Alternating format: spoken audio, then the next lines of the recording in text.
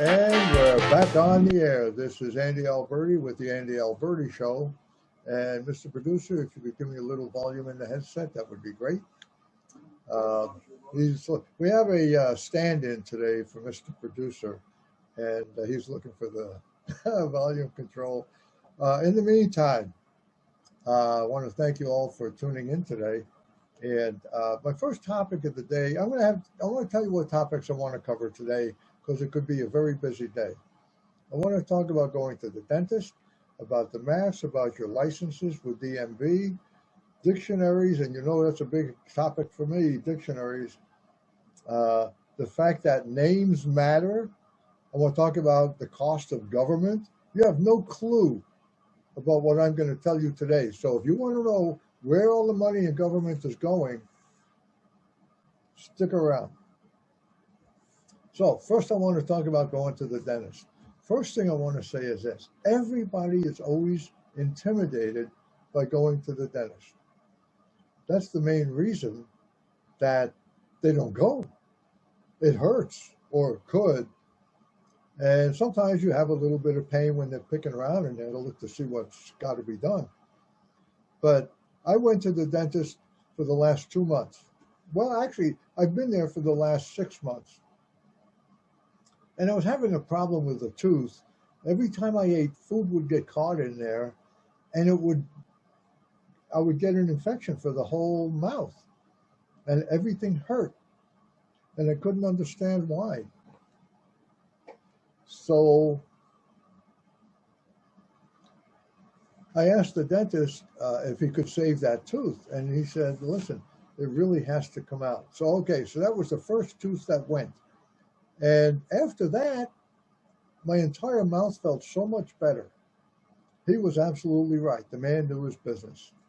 And I went along for a month or two, and one day I'm chewing on a piece of bread. Believe it or not, it was a piece of Wonder Bread.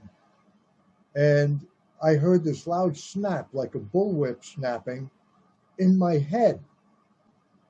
And I thought, oh, Jesus, I break my jaw? And it turned out that the tooth that I had uh, in the upper side cracked. It was so loud, my wife heard it. She was sitting 4 feet away from me. So anyway, I asked him if he could save it, and he tried. And I was asleep one night, and the top half of the tooth that cracked broke out. So that worked out okay. The tooth didn't bother me after that. I went on to come back and see him again. And he was recommending that I remove 5 different teeth. Now, you know, as you get older, this can happen. And so I had a plan to save my front tooth. Well, he tried to save that one, and that one cracked also. So I got to the point where I said, all right, Doc, you're right. You know what you're talking about. I was just hoping I would have as many teeth in my mouth as I was born with. Okay, we're looking for it on switch. And we started pulling teeth. He pulled my front tooth. He pulled 3 in the back. And this past week, he pulled 1 on the other side. All of these were upper teeth. So I had to wonder, why is it that it's only the upper teeth where I'm having this problem? Maybe somebody out there knows about that, but I sure don't. Anyway, the reason I wanted to mention all of this is that finally they did the last tooth. I got a temporary in there while they make a bridge attachment for me. But I wanted to mention this particular dentist because I've been to a lot of them since I was a little guy. Matter of fact, when I was young, getting the Novocaine to numb my tooth was worse than hitting a nerve with the drill. And you know, the old drills ran real slow, so they vibrated a lot. So when this guy gives you a needle to numb the gums, you know, so you can do work on your teeth, the guy is so good at it. I don't even feel them giving me the needle until they do the roof of the mouth. And they don't do that until later when everything's pretty numb. But I got to tell you, this guy really is very good. I'm very impressed with the work that he's done. And so I've been going to him for a number of years. And one of the reasons I go there is because of how he treats me and what he knows. And the company is called Easy Dental, and they're right next to this gun shop uh, on Highway 160. So if you get an opportunity and you're looking for a dentist, uh, guy's really busy, but he sure knows his stuff. And the staff is really good to work with also. Very accommodating, very helpful. Never had any problem there at all. So I just want to say thank you to that dental office for the work they've done on my mouth, and that I feel so much better today. And you know, it's surprising. Sometimes when you have a problem with dental, it can lead to all kinds of other problems. And you delay going in because you don't want to have the thought that it might be a little painful. But I gotta tell you what, after they yanked these teeth, he gave me these 800 milligram uh, ibuprofens on prescription. He said, you may need these, but for every tooth that they've pulled, I've never had to use any of them. That tells me that's been a good job. No swelling, no nothing. And I would imagine by the end of this week, I'll be able to almost eat normally. Just stay away from knives and forks. Uh, by the way, I want to mention something. Uh, when I couldn't eat, I had to figure out what am I going to eat? Soup, broth, and I decided that I like bananas and I like sour cream. So I took a banana and I mashed it up and I mixed it up with some sour cream. It doesn't taste like sour cream and it doesn't taste like banana. It's got a different flavor. It was really good. So I ate a banana a day. You know, it's got potassium and some stuff in it, so it's good for you. And sour cream is okay. Atkins diet says you can have it. And the other nice thing about this diet, oh, by the way, and also instead of, I would eat angel hair pasta and I would actually have some of the pasta sauce right out of the jar. Because what I'm looking for is the flavor and the taste, mostly. But the other side effect, and the nurse told me that when I was at the office, she said, when you have your work done, you're going to lose weight. She was right. Over the last 2 months, I'm down from 179 to 167 yesterday. I was losing weight anyway, but that was kind of a nice benefit. It sort of forced me to get down to the approximate weight that I want to be at. Okay, so it's Easy Dental. They're on Highway 160. They're in the phone book. His name is Dr. Doan, and I want to thank them for the work they've been doing on my physical being. Okay, and also when we're talking about medical stuff, which we have to because it's been this vaccine thing for the last year, and Donald Trump has brought the vaccine to bear. Although other countries have been doing the same thing, they've been doing much good at it. And I find it strange now that we had I can understand in the beginning when we had different messages about wear a mask, don't wear a mask, don't get too close, don't get too far, stay away from your wife or your husband, this sort of thing. And isolate yourself. Wear a mask when you go in the store or wherever you go, the post office. And then after you get vaccinated, what are they telling you? Wear a mask. And then it became, it's not a 6 foot distance you should be concerned with, it's only 3 feet. And then it was they wanted you to wear 2 masks or 3 masks. You know what? You could have a mask so restrictive on your breathing that it's not a mask anymore, it's a plastic bag. Now, I, as a fluid power guy, dealing with hydraulics and air and pneumatics and all kinds of lubrication, things like that. I went through some training on filtration. And my understanding on filtration is this. The particle size in the filter is the particle size. If you have one filter or two filters or three filters, it's still the same particle size. You might get a minor effect from it, but one is adequate. And that's kind of where we're at.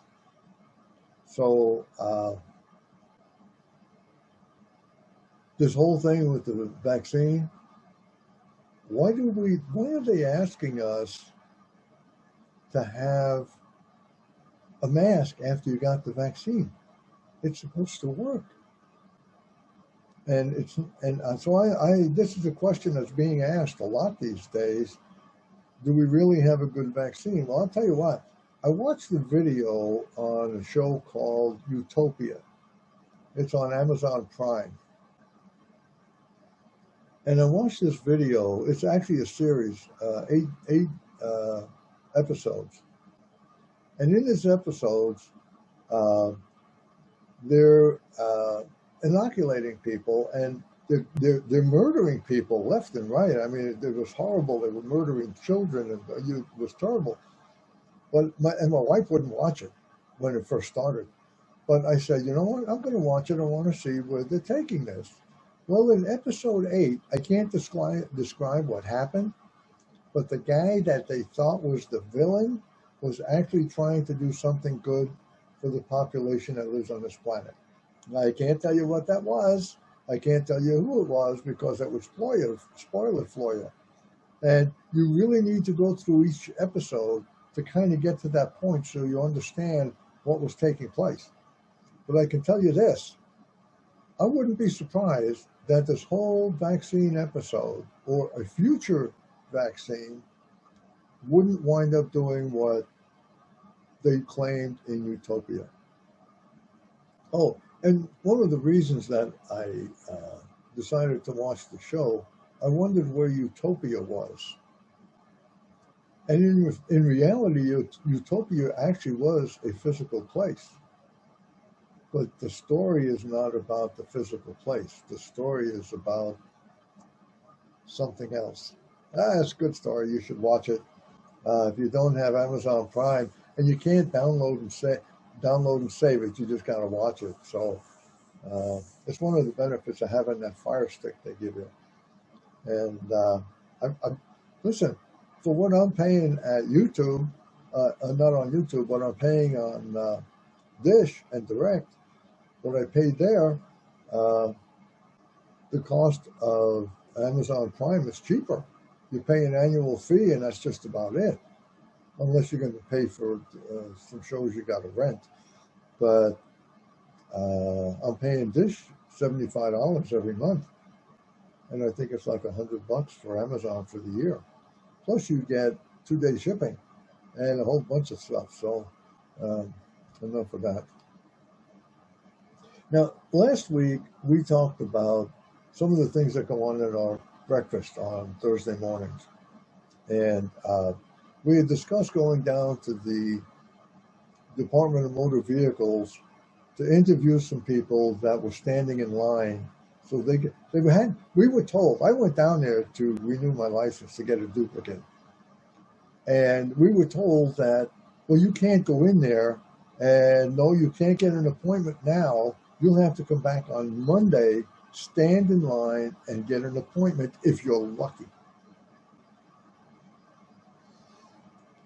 Oh. So I didn't go. But I'm hearing now that you don't have to stand in line like they were before. And I'm just wondering if the stores could have people coming through and shopping and putting up a barrier and the employees are wearing a mask and stuff. What was wrong with the DMV? Is their immune system so weak?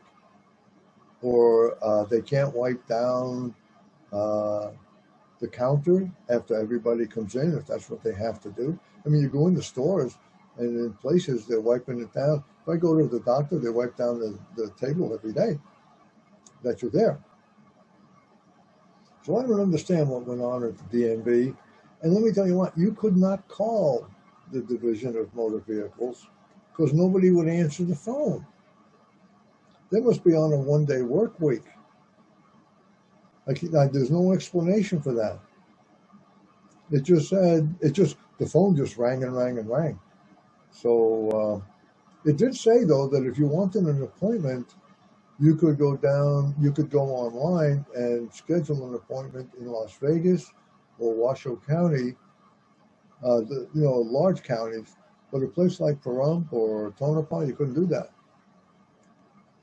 So at breakfast, I brought this up. And one of the guys at breakfast, I'll call him Billy.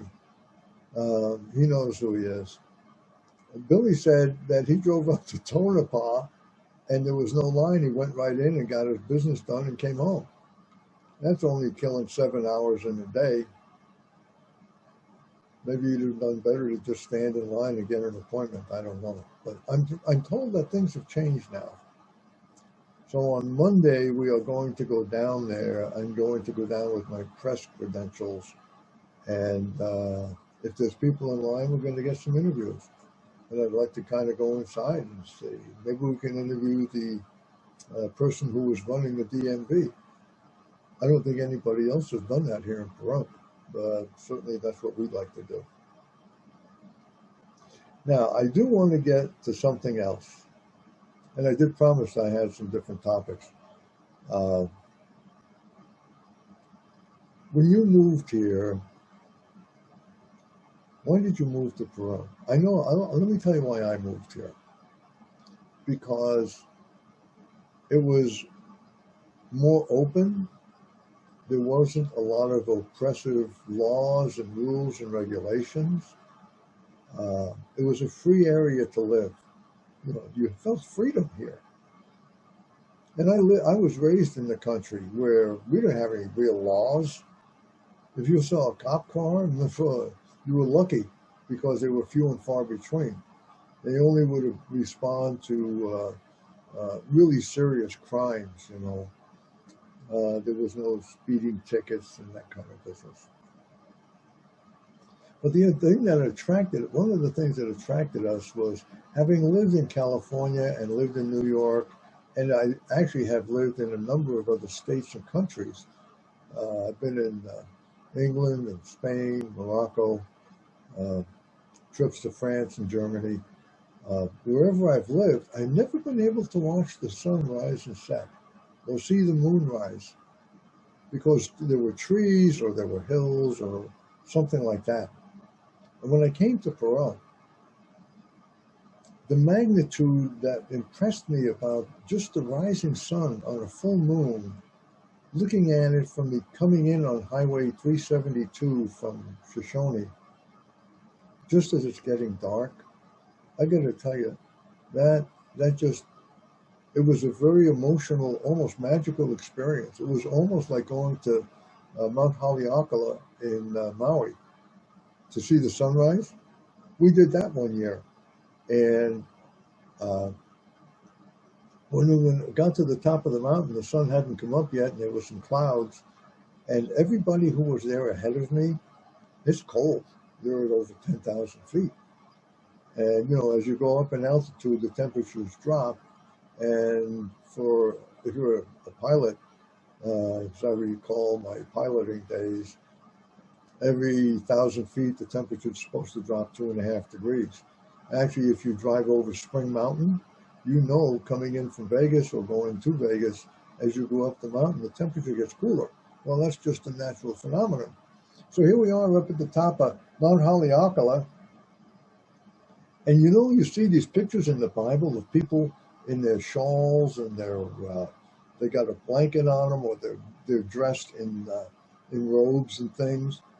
That's what it looked like when we got there.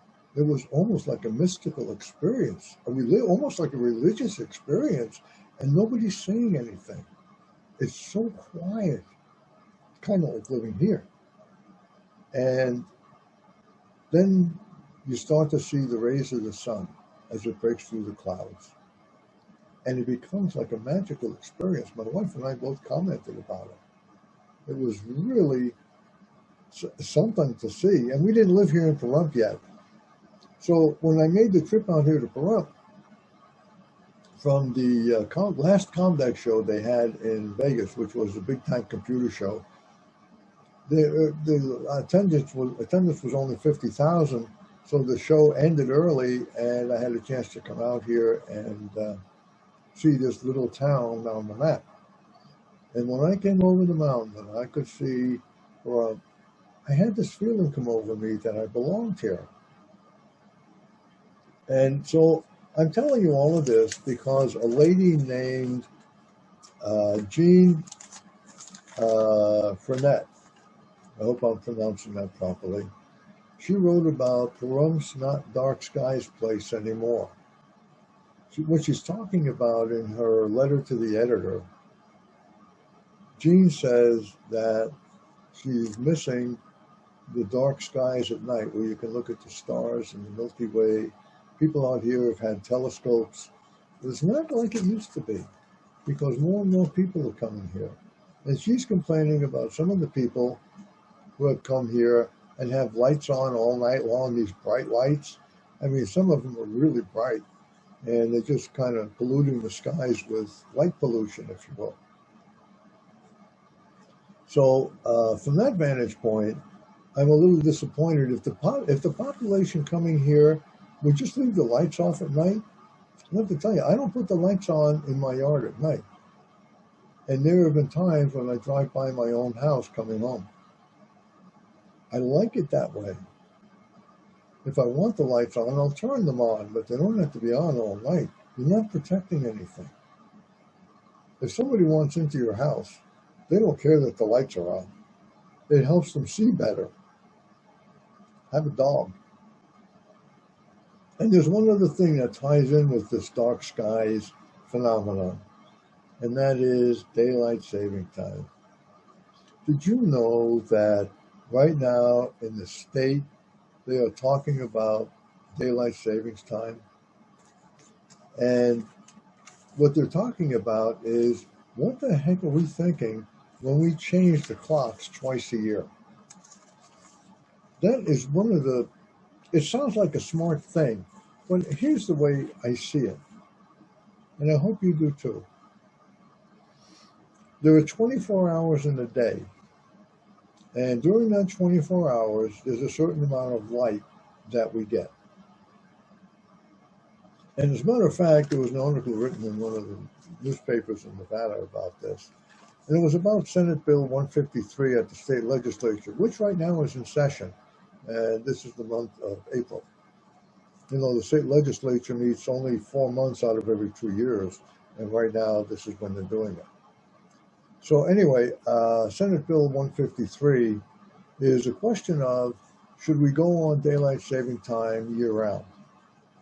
And if this bill was approved, as it stands right now, and Nevada went to daylight saving time, it would only take effect under federal approval if neighboring California also enacts the change.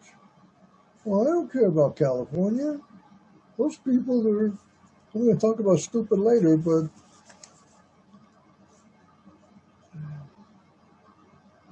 the Golden State authors voted to move in 2018, but the legislature hadn't acted yet. Now, when you vote because you want the legislature to do something, it's not up to them to vote their conscience. It's up to them to act based on the wishes of the population. That's called democracy, where everybody gets to vote. Everybody gets to make decisions. And let me tell you, you're going to get tired of making decisions. That's why this is called representative government, not a democracy. So all of the foolish, idiot, moron, there's a whole bunch of words that kind of go together, and I don't know which one to pick. Don't understand that this is not a democracy. We have a democratic, yes. So we have that to be able to pick our representatives to represent us in government, to act on the things that will benefit us. to help us live a good life. Not a welfare, not to take things from one to give to another. That's a bad scenario. But since California voters authorized going to daylight saving time 365 days a year, the legislature hasn't acted on it yet. Well, what's the matter with the people in California? Can't they talk to the guy? They're in session all the time, for crying out loud. And they can't get them to do it? Throw the bums out. You don't have to have a definition of what bums mean. We all know what a bum is. And it's a bum who is in there doing things not for the benefit of everyone, but for their own benefit. There is a group of states already that have passed legislation for this.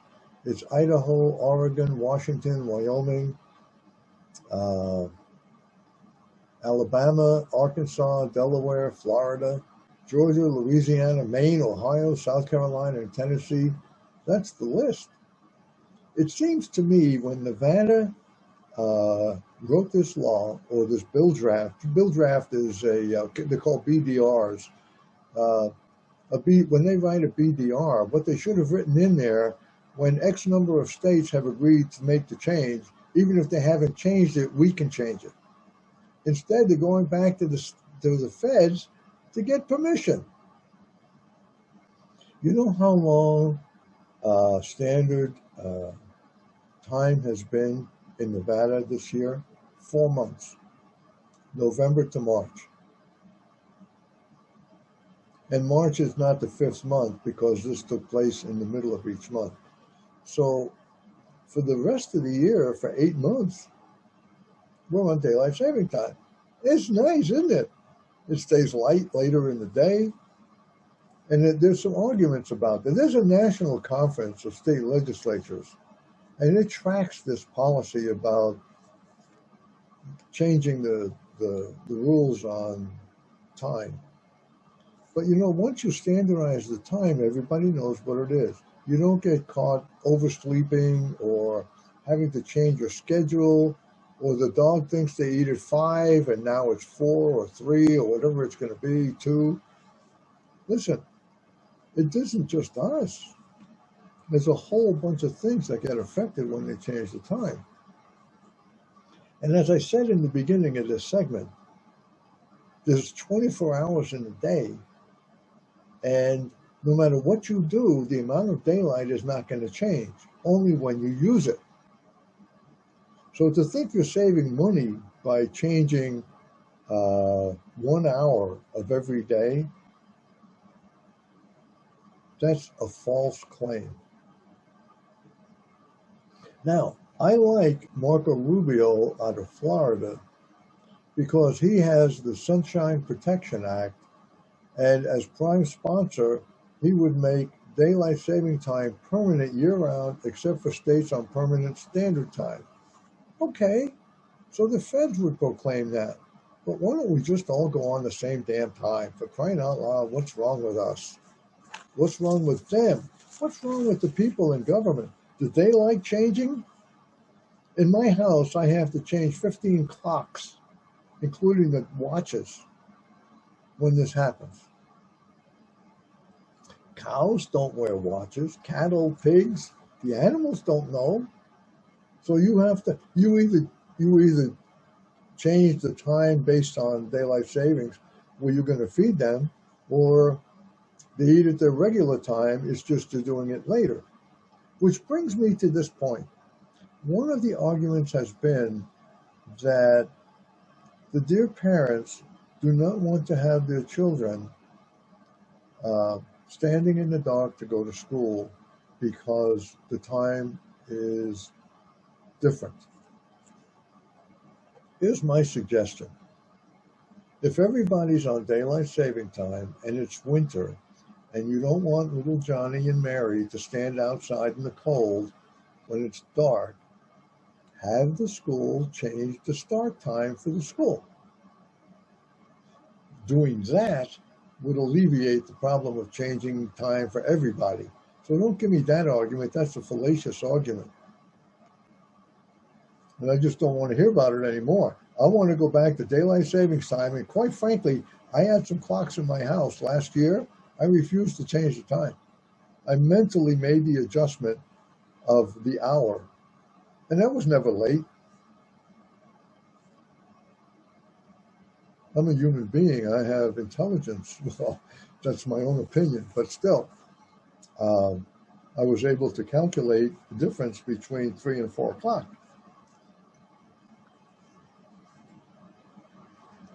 Little Johnny doesn't have to go to school in the dark.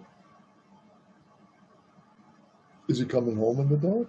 If he stayed for football after practice, after the school, by the time they got done with sports, was he coming home in the dark? What's the difference? I don't know. The other one last issue is there are health effects to changing time. We have in our bodies a thing called a circadian rhythm. Your body gets into a rhythm where it expects certain things. I like to keep mine on its toes, so I have a tendency to change routines. But the circadian rhythm is a routine your body gets into based on its internal clock. And you've probably heard about that. Now, there are some potential side effects where you get, when the times are changing, where people don't adjust very well. So they have more accidents, more workplace injuries. And the real question really becomes, what are we saving? I don't think we're really saving a damn thing. As a matter of fact, I think by the time we make the changes every year, that's 2 changes a year in the time that we have to adjust to. One where you get to sleep an extra hour, and one where you have to give up an extra hour. I like the extra sleep, but I don't like giving up that sleep for the extra hour. So the question is, are you talking to your legislatures about this issue of, it's not a big deal in the newspapers these days. I mean, they're talking about all other kinds of things that your elected representative is doing to you. Traffic tickets. Traffic tickets basically are, unless somebody's really egregious, it's a fundraising for government. You know, there's a guy on the radio, his name is Brian Shapiro. And I'm going to take a short break. It's only going to be really short, and then I'll be back and we'll be talking about Brian Shapiro. You're going to love this guy, I'm sure. So, be right back. Okay, I'm back. Well, that was quick, huh? Yeah, well, when I say short, I mean short. Now, who the hell is this guy, Brian Shapiro? You know, a lot of people who are on the radio have very succinct ways of communicating how they feel. Brian's different. Brian thinks that he is superior to everyone else in intelligence. How do I know this? Because when he has callers on his show, he won't let them finish speaking. He has to interrupt and get his time. You don't want to hear from the caller if the caller doesn't agree with him. But the caller has a different opinion. He don't want to hear it. And those people, now, he says he's not a Democrat. But I got to tell you, having had a lot of conversations with Democrats, they're always right, and I'm too stupid to understand their point.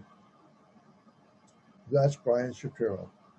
He has a habit on the radio of calling of addressing his callers as stupid, idiots, morons. You know, and there's another guy on KDON that was very similar, and they feel they are superior to people like me who believe in a conservative approach to living.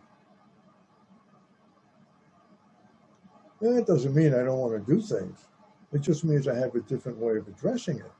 In their opinion, Doug Basham is the other idiot. I'm sorry, these guys are idiots.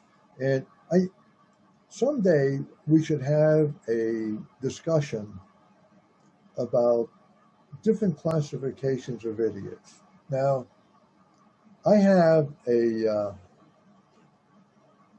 I would never call his show because I think he is too disruptive to the people who call. And he's on for 3 hours. I can't believe it.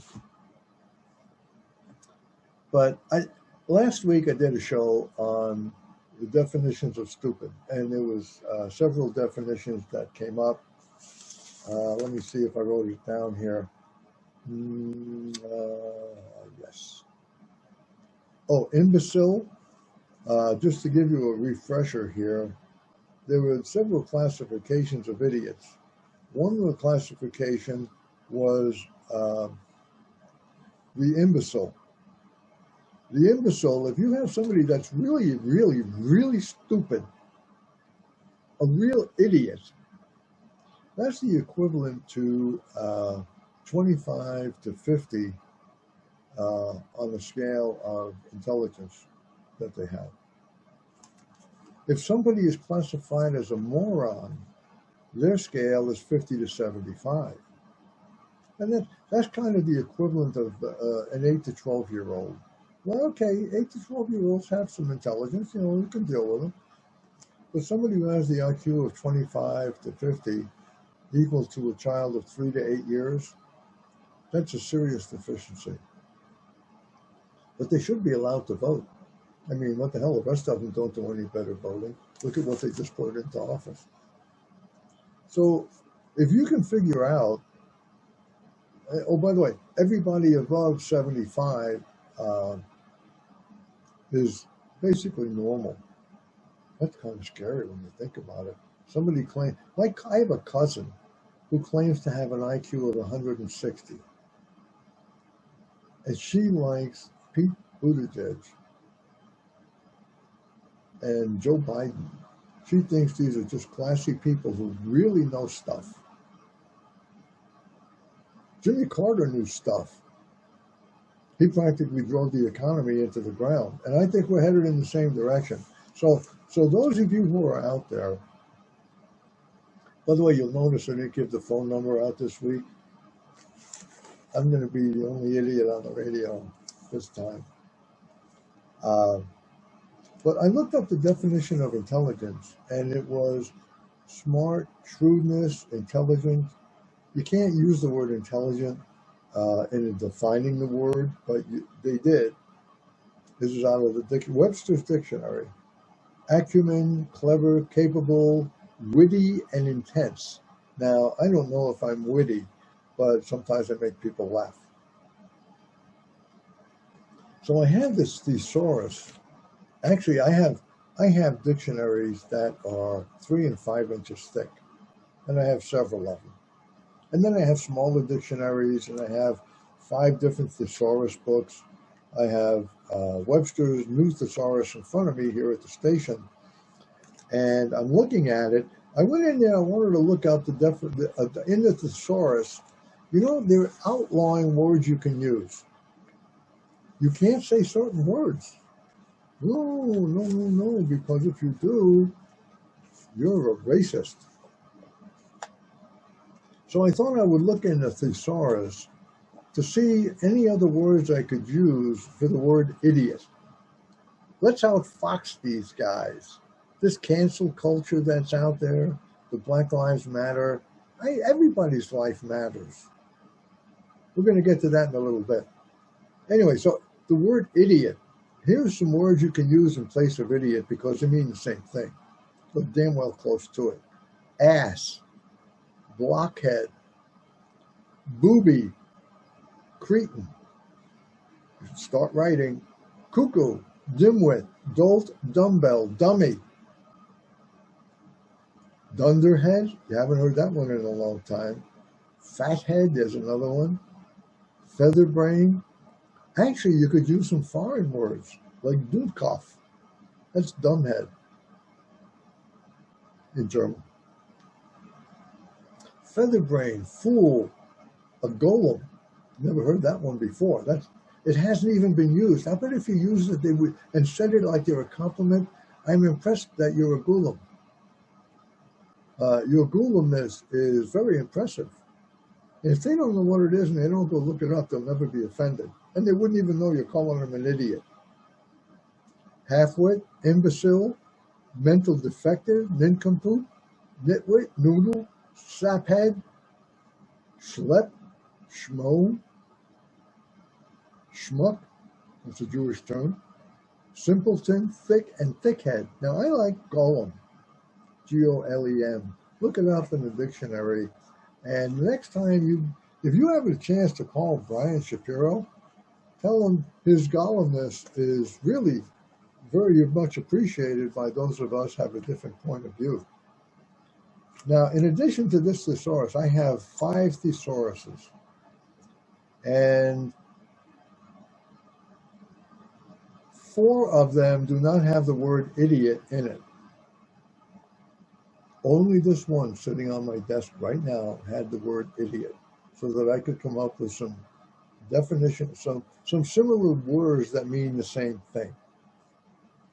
So if you want to substitute something, go around, go see your next door neighbor and tell them, I was thinking about you the other day and I'm impressed that you're a golem. And as long as you're a golem, you can be my friend. I don't know. Work it into a sentence. I don't care how you do it. But you know what? This business of being offended because you use a certain word, no. The reason people use certain words is because it's their impression of what's going on, of the individual they're talking to. There's no reason to cancel the words. If you're offended by a certain word, then stop doing what's causing people to use that word. Let's take an example here. There's a lot of talk these days about Black Lives Matter based on a falsehood. And the falsehood was that the police are doing bad things to black people. Now, I've watched all the videos they've had on television about what happens when somebody gets killed in an altercation with a cop. In my opinion, there should be some education of the public on how to conduct themselves when stopped by an officer of the law. I feel that as a law-abiding citizen doing the best I can, that he represents me against a potential criminal. Like the latest guy that got shot by the woman who then resigned. It was accidental. There was no question about it. You could see it. Well, in the video, yes, she resigned, which I thought she shouldn't have done. But what did the guy? At first, this guy was presented as Mr. Nice Guy. What a wonderful human being this 20-year-old was. But now it's come out. The guy was not a nice guy. He was a criminal. Plus, there was a warrant out for his arrest related to something else. Didn't have his driver's license with him. He didn't have one. And the rest of us go get one. So it's obvious when you look at what's happened, why people died in these, let's call them visits with a police stop. The reason they died is the way they created the scenario. I don't think any of these cops want to kill somebody. I don't think they want to hurt anybody. They have a job to do. I've been stopped by police officers. Maybe half a dozen times or so. And they've always been very polite, very respectful. I knew he had a gun and I didn't. But I think that the actions of the people when they get stopped, if the black people are telling their children, you better not get caught by the police because they're going to do something bad to you. Well, that's true of everybody, not just black people. How come nobody's complaining that Chinese people are being abused by the police or Polish? No, to me, If you look at the scenario, they're blaming the cops for not handling it properly. But when the guy gets in the car and he's trying to get away, and the cops hold him, "Come on, you got to get out of the car. I want to talk to you." I wouldn't want to talk to somebody while they're sitting in their car. It's too easy to conceal a pistol in there. And this has happened. I'd want the person to get out of the car so I could have a conversation with him. It's safer for the police officer. But don't tell me that it's the cops' fault. And everybody that's saying they want to cancel cops, who are you going to call? You call your 357 friend. Call Smith & Wesson or Ruger or somebody. They'll be at your house all the time. But seriously, folks, I really think we got to give some education to the public. And I don't hear very much. I've been saying this for quite some time. I'm just starting now to hear it on national discussion on television. But it's true. These events that have happened are because of the actions of the perpetrator.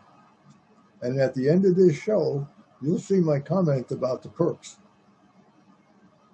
I'm sad to see that they lost their son, but in parenting, if your son is doing bad things and you don't say anything, you're as much responsible for his death as he is. And if the officer made a mistake, don't tell me that couldn't happen, because it could. So whatever goes on from here on in, I'd like to hear more education about the black population who's whining about all the things that take place. And if you watch it over and over again when the reports come out, it's because of what the person did, not what the officer did. The officer responded to what he sees. And they've had videos on officers that have made traffic stops and you see them getting killed.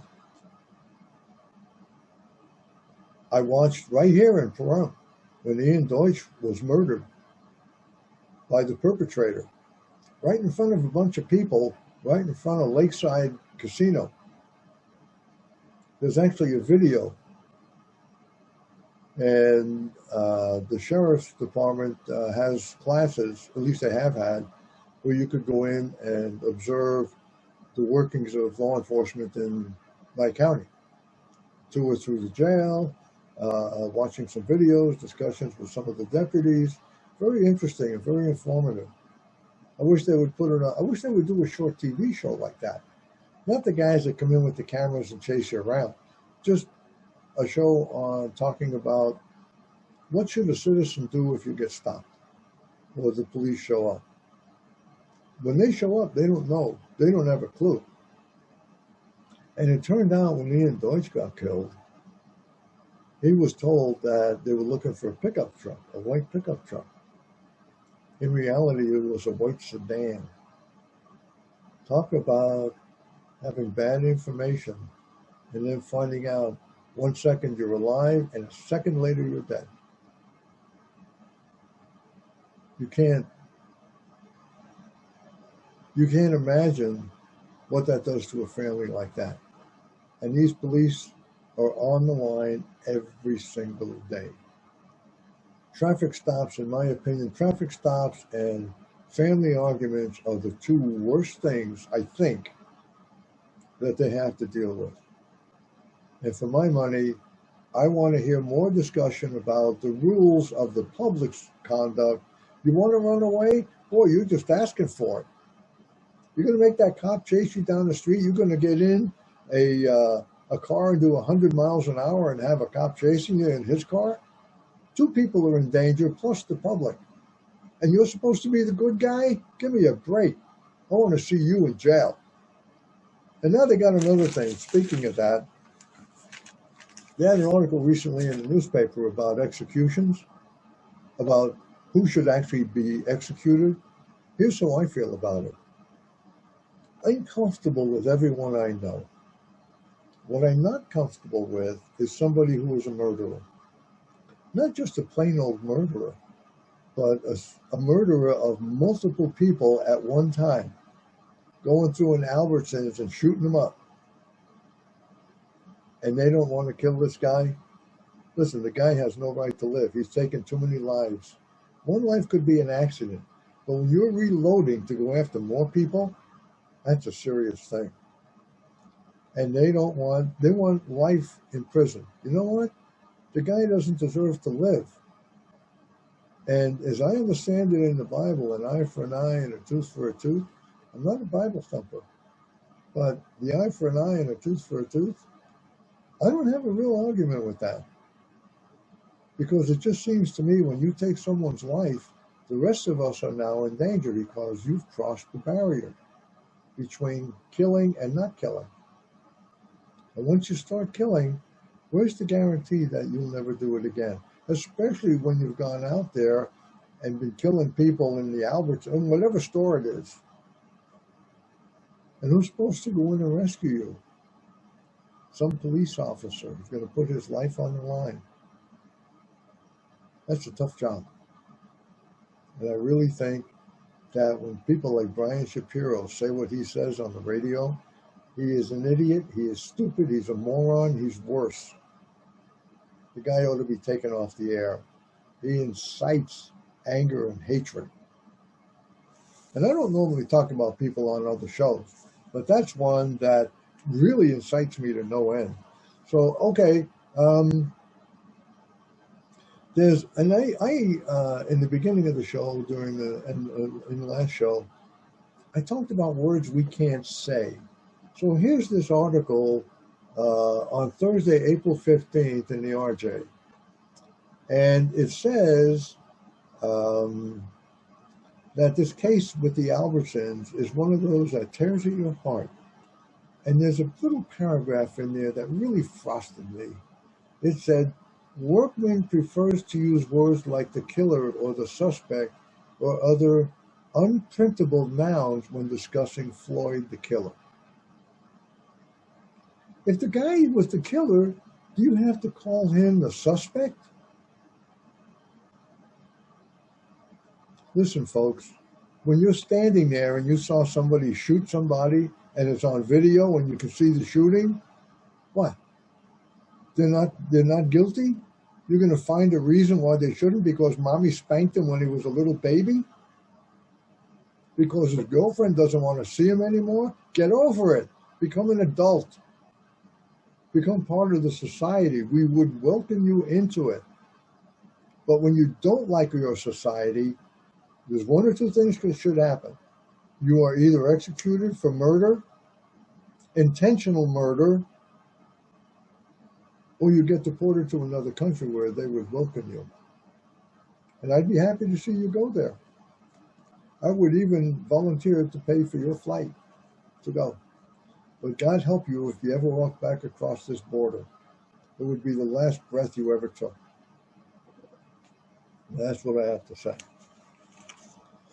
Now, I said that we need to have some understanding from the citizens as to how to react. Don't tell him you don't want to get out of the car. If he says, get out of the car, please, I think you should get out of the car. If you say, why should I get out of the car? You're just asking for trouble. Really? And what's the big deal? If you comply, what reason do they have? They're wearing body cameras. What reason do you have to not comply? Oh, you have a warrant out for your arrest. Oh, you don't have a driver's license. Oh, you stole money from the store down the street. Oh, you're using counterfeit money. Yeah, you may have gotten counterfeit money. Who knows where you got it? Somebody gave it to you. But that's lawlessness. It's getting to the point where if you break the law, you're a good guy. And the guy enforcing the law is a bad guy. When did that happen? It's been coming. And if you're a Democrat and you're still a registered Democrat voting for these slobs that are in office, Jerry Nadler had lied through his teeth for all the time he's been in Congress. He's been lying for 4 years about Trump, and now he's lying again, and now he's carrying another bill. The man should be voted out. His caucus should take him out, but he's still there. We have a history of all these things taking place, and for my benefit, my interest, I'm on the side of law enforcement. And if they've made a mistake, it could happen. They're not perfect, and what the Democrats are doing and the progressives, they're taking one instance and they're blowing it way out of proportion. Now all of a sudden, the Chinese Americans are being, or Japanese Americans, or whatever they want to call them, are being abused. Give me a break. It's life. Protect yourself. And don't count on the police being there when something happens to you and they're not there. You have to do something to be sure you're safe. I'm not going to mention gun ownership because the answer is so simple. It shouldn't be a problem. Now, the last thing I want to talk about real quick, because we're getting close to the end of the show, is what it costs to you to have this kind of government. Have you ever thought about that? Do you know how many people are in Nevada government that make over $1 million a year working for the government that you pay for? You that's making 30 or 40,000 a year that you're paying, so they get paid 1,300,000, a million. I counted them up today. 24. Now I don't care who you are or what your skill set is. I don't even know if you have another job in this $1 million that you're getting out of the government. We are creating every year 24 million people, 24 people becoming a millionaire on the taxes we pay. And it's becoming more so. And yet we hire people in Nye County here at very small sums, and they're expected to think that these millionaires that we're creating in government are working for their benefit. No, they're working for their own benefit, folks. Really. And when this legislature meets, they're working for their benefit too. Don't believe they want to do good things for you. And Annie Black, who is a new person in the assembly, is speaking out. They don't like it. The career politicians don't like it. And she's trying to speak for the people. She knows what we need. She knows what we want. And I've been getting her emails, and I want to tell you, I have a lot of respect for what she's doing. She's one of the few people that I have respect for, because I don't want to hear this mealy mouth stuff. I'd like to hear the truth. I'd like to hear a Republican or a conservative speaking out. And if you're a Democrat liberal, I'm okay with that. We should negotiate and come to terms on what we're going to be doing to live here. And we haven't been. So I'm kind of coming to the end of the show here. I got about a minute left. I know I didn't give out the phone number today, but this show will be up on YouTube. It'll be on my Facebook page, Andy Alberti on Facebook, and on YouTube, it's The Last Free American Town. And that's why I talked about what I talked about, because this is Pahrump, the last free American town. And with that, I want to thank you for those who are listening. And I promise next week I will open up the phones again. So with that, I've been your host, and I'm out of here.